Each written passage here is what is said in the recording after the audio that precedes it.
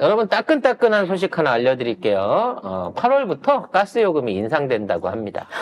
네. 아이, 그런 소식은 안 따끈따끈하게 안 듣고 싶어요. 근데 저는 왜 8월일까? 이거가 궁금하거든요. 한번 기사부터 볼게요. 네, 8월 1일부터 도시가스 요금이 인상됩니다. 서울시 기준으로 6.8% 인상되는 건데요. 4인 가구 기준으로는 월 가스 요금이 3,770원 정도 증가할 예정입니다. 이게 왜 가스 요금을 올려야 되느냐? 지금 가스값이 올라서 가스 요금을 올려야 된다 그러면 제가 멱살을 잡아버리고 싶어요. 지난 35년, 40년을 통틀어 국제 가스값이 가장 낮은 때가 요새입니다. 천연가스에 투자를 해서 원자재 펀드로 개망한 송 작가 입장에서는 가스값이 올라서 가격을 올렸습니다 소리가 나오면 내가 쫓아가서 불을 질러 버리려고 그랬는데 웃기는 게 뭐냐면 미수금이 늘었다는 거예요. 가스 가격을 저렴하게 공급을 해가지고 그 가스 가격 그 손실로 인해 갖고 손해를 본 게 크다는 겁니다. 근데 중요한 건요, 지금 이 가스 가격을 공급하고 있는 대부분의 업체들이 국가기관이 아니에요. LS나 SK가 갖고 있는 민영 가스 업체들이 나라에서 가스를 사가지고 그걸 갖다가 나눠줘서 장사를 합니다. 결론적으로 민간 가스 기업이 손실을 볼 이유가 없고요. 만일 그 과정에서 미수금이 발생한다고 치면 정부가 도마껏 차원에서 떠안으면 될 일이에요. 근데 가격이 그 미수금이 증가해갖고 가격을 올려야 된다는 거죠. 이거는 말도 안 되는 거짓 핑계고요. 우리 가스 공급량에 비해서 계약량, 저장량이 훨씬 더 많이 남아있어가지고 오히려 재고가 차고 넘칩니다. 왜? 엑슨모빌이 막 갖다 밀어넣고 있기 때문에 엑슨모빌 돈 챙겨주기 위해서 가스 저장고들이 그득그득 차고 있어요, 지금. 근데 이 여름에 이 비수기에 가스값을 왜 올리겠냐는 거지. 겨울에 올릴 걸 땡겨 올린다고도 생각할 수 있습니다만 가스공사가 돈이 많이 필요하다라는 생각을 안 할 수가 없게 되는 겁니다. 왜? 시축을 뚫어야 되니까. 그거 하나에 1,000억짜리 그거? 1,000억만 뚫고 말 게 아니거든. 그러니까. 시작은 비록 오게 하였으나 나중에 구멍이 창대해질 이 사업을 하기 위해서 지금 당장에 예산을 땡겨올 데가 없으니, 그렇다고 뭐 석유공사가 돈을 직접적으로 벌 수 있는 여건도 안 되니 결국은 가스공사를 통해 가지고 돈들을 끌어모여 갖고 잉여금을 만든 다음에 이거를 갖다가 전용하려는 게 아닌가, 저는 그 의심이 들었습니다. 의심하는 게 죄는 아니잖아. 니들이 헤쳐먹은 짓거리들이 있는데. 이렇게 나라에 돈이 없어요. 이번에 나토 가는 것도 나토를 가게 된다고 했을 때 이 비용을 누가 물어야 될까요? 대통령실에 돈 없대요. 해외 나갈 돈이 없어. 국빈 초청을 받아가는 것도 아니에요. 체류비도 안 들어요. 안 내줘요. 100% 우리 돈으로 가야 돼. 하와이 가는 거 100% 우리 돈이고, 나토 가서 연설하고 뭐하고 사람은 다 우리 돈이에요. 못해도 한 250억 가까이 쓰고, 250억, 한 5, 60억은 쓰고 올 것 같은데, 그 돈을 누가 낼 것인가 나중에 정산하는 부분을 잘 봐야 됩니다. 제가 보기엔 외교부나 국방부가 이번 해외 방문 비용을 댐탱이 쓸 가능성이 높다고 봅니다. 이미 대통령실 안에는 더 이상 집행할 수 있는 예비비가 없는 상태라고 그래요. 근데 이거를 청구하기 위해서는 뭔가 이렇게 장부에 남겨야 되잖아요. 특별히 뭔가를 쓰기 위해서는 장부에 남겨야 되는데 지금 눈치 보이잖아. 야당이 감시하고 있으니까. 아마도 이번에 하와이를 비롯한 미국 방문 비용에 대한 정산 반드시 까봐야 됩니다. 아무튼 이런 상황이라서 정부가 상반기 때 또 예산이 모자라서 한국은행한테 또 돈을 땡겨다 썼어요. 갚지도 않으면서 작년 거 갚았는지 어쨌는지 확인도 안 되는 상황에서 또 마이너스를 땡겨다 썼는데 역시나 역대 최대랍니다. 정부가 올해 상반기에 한국은행에서 91조 원 이상을 빌려 부족한 재정을 메운 사실이 확인됐습니다. 2011년 이후 최대 규모인데요. 올해 상반기 이자 비용도 총 1,291억 원으로 역대 최고치입니다. 이자만 1291억. 아이고야. 이게 마이너스 이자만 1291억입니다. 헐. 네. 실제 정부의 재정 지출로 인한 국채 이자, 즉 국가가 단기가 됐든 뭐 장기가 됐든 이 국채 이자로 지급하고 있는 돈은 연간 13조 180억 원에 달합니다. 이미 13조 원 이상이 우리 국가 예산 뭐 400 몇십억 중에 600 몇십억이죠. 600 몇십억 중에 13조는 그냥 국채 이자 내는 돈으로 이미 날아가는 거예요. 19조. 19조? 국고채 이자 비용은 19조 198억. 19조 198억 원입니다. 20조 원 가까운 돈이 이자로만 해서 날아가고 있는 거예요. 그리고 이런 식으로 계속 해갖고 마이너스를 땡겨 쓰잖아요. 나중에 한국은행 자체가 더 이상 돈을 못 빌려주게 되면 또 못 갚게 되면 한국은행에서 제대로 은행권에다 돈 공급을 못하는 사태가 생길 수 있어요. 이자만 19조인데 잔액도 19조 9천억인데? 아직 못 갚은 것도. 그래서 지금 야. 얘네들은 마치 그 암 환자가 막 카드 뽑아가지고 미치겠다. 막 죽기 전에 막 쓰고 다니는 그런 거 있잖아요. 드라마 같은 데 나오는 거. 막 그런 느낌인 거야. 어차피 갚을 생각이나 아껴 쓸 생각이나 지출을 줄일 생각 같은 건 아예 없고 어떻게든 돈을 더 긁어오기 위해서 이곳저곳에서 하반기 비용 땡겨서 쓰고 한국은행에서 땡겨서 쓰고 그리고 뭐 조금 세금으로 해갖고 집행되는 거 있으면 일단 갚고 더 많이 땡겨서 쓰고 이 짓거리를 반복하고 있는 전형적으로 카드 부도나고 가게 살림 망할 때 그 모양새를 지금 정부가 하고 있는 거예요, 정부가. 그래서 그 정부가 그 돈을 땡겨 써갖고 얼마나 국익과 국민들을 위한 복지를 위한 데다가 쓴 티가 나는 게 뭐가 있냐고. 없지. 오히려 더 지금 부자 감세만 하고 있는데.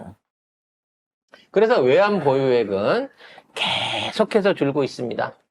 네, 우리나라 외환 보유액이 3개월 연속으로 줄었습니다.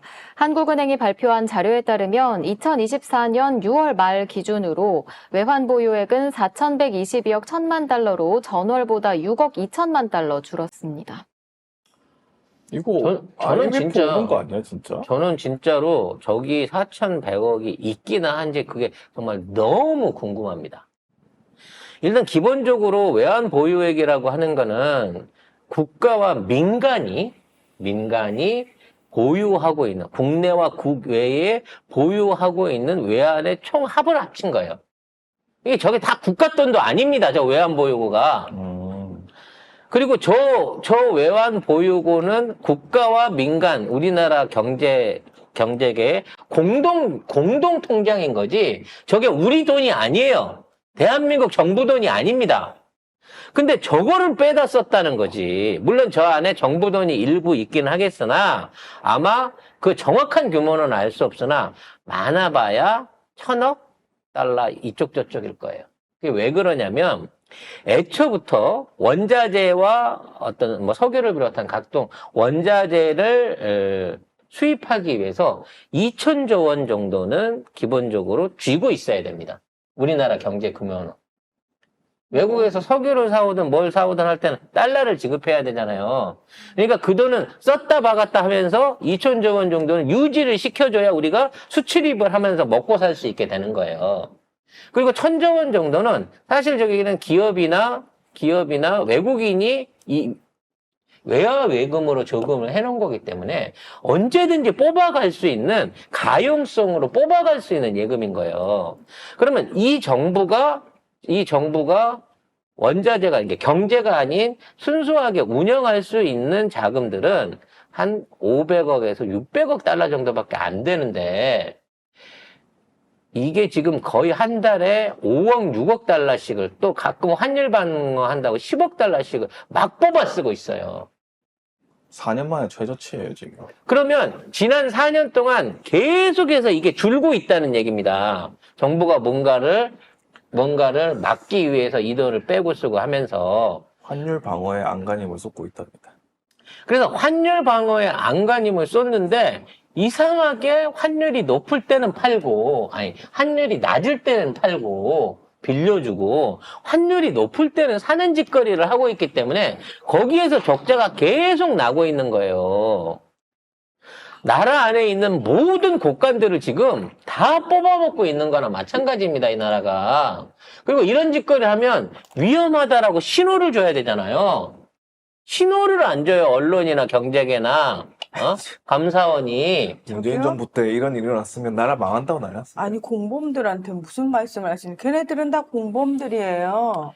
거기다가 주택도시보증공사의 기금이 고갈이 돼 가고 있다고 합니다. 네, 주택도시보증공사의 주택도시기금이 고갈되고 있습니다. 한국주택금융공사가 부동산 프로젝트 파이낸싱 살리기에 나서면서 금융, 공기업을 총동원하며 이런 사태가 벌어지고 있는 건데요. 특히 국토교통부가 주택연금을 활용해 재건축하는 방안을 추진하고 있습니다.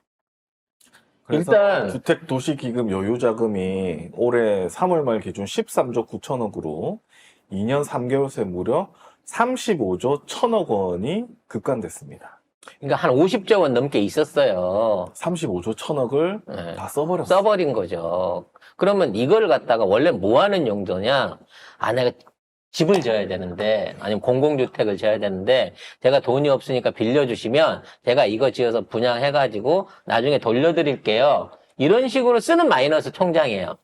그러니까 일방적으로 쓰면 안 돼. 반드시 회수할 수 있는 데다가 지원을 해야 되고, 뭐 5년이면 5년, 10년이면 10년, 사업 기간 안에 회수가 되면 다시 채워 넣어야 되는 거고, 따라서 나가는 대출들 자체도 이게 순환이 되면서 잔고 50조를 지킬 수 있게끔 이게 돌아가야 되는데, 이 정부는 되지도 않는 대출이나 망해버린 PF 대출에다가까지 이 돈을 막 빌려주는 바람에 거의 80% 가까운 기금이 사실상 현재 날아가 버린 거예요. 이거 회수할 수 있을지 몰라.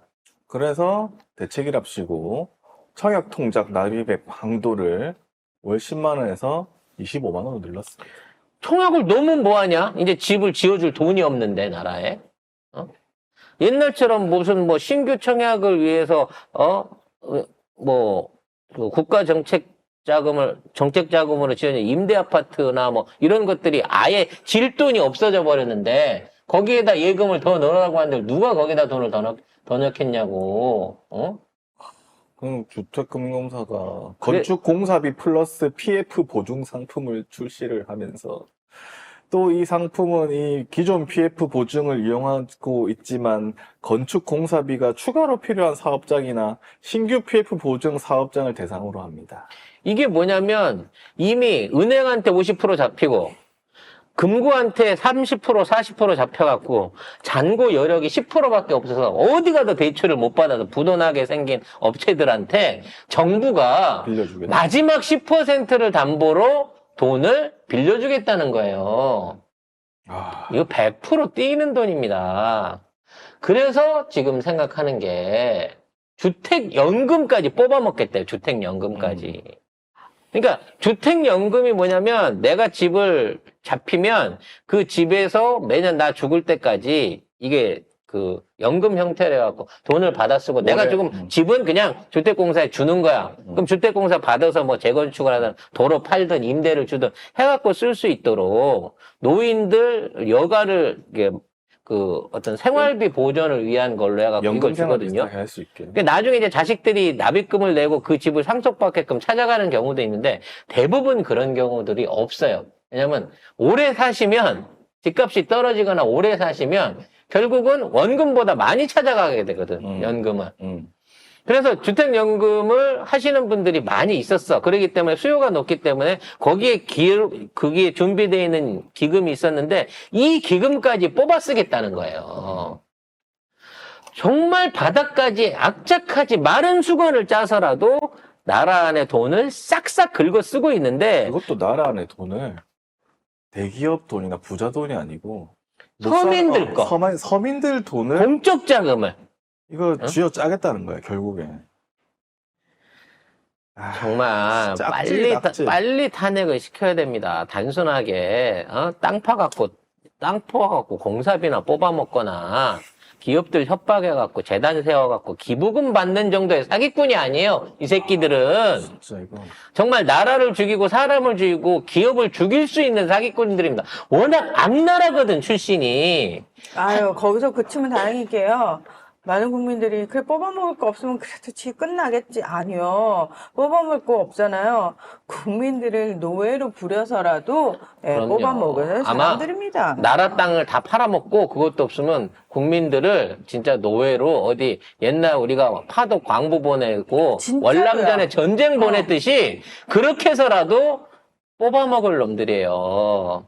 우리가 끌어내지 않으면 우리의 아이들이 그렇게 노예로 팔려가면서 그들의 똥구멍을 막게 되는 상황이 벌어질 겁니다, 진짜로.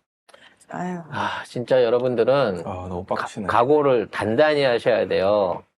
최소한 2050년도까지는 노동인구가 계속 줄 거고 아마 그 후에도 계속 이제 인구 그 출산율 2.1 이상으로 올라가지 않으면 계속 줄겠지만 중요한 거는 제일 먼저 노예로 팔려갈 사람들은 이 정권에 표를 준 사람들이라는 겁니다. 지금 4, 5, 60대에 있는 우리가 앞으로 20년 동안 대한민국의 경제를 책임져야 돼요.